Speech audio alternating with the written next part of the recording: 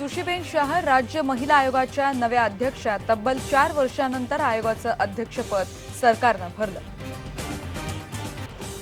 कि जो 0 से 200 unit consumption करते हैं और 201 से 400 यूनिट तक कंजम्पशन करते हैं, उनके रेट आधे किए जाएंगे।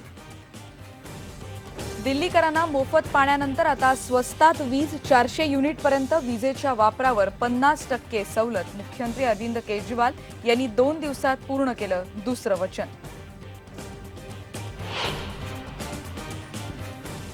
लोकसभा निवडणुकीआधी पंतप्रधानांच्या राजीनाम्याची बातमी पीएमओनं फेटाळली। 3 जानेवारीला पंतप्रधानांची पत्रकार परिषद। पंतप्रधान पदाचे उमेदवार म्हणून राहुल गांधींचं नाव पुढे करणार का याबद्दलची उत्सुकता।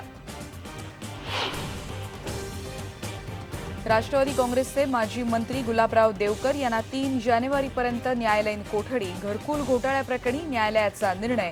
देवकर यांना धुळे तुरुंगात हलवणार।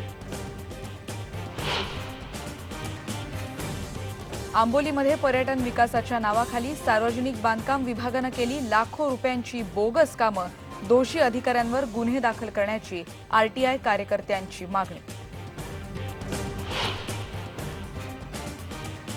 न्यूझीलंड दौऱ्यासाठी वनडे टीमची घोषणा। युवराज सिंगला वगळलं। ईश्वर पांडे, वरुण एरॉन आणि स्टुअर्ट बिनी या 3 नव्या चेहऱ्यांना संधी।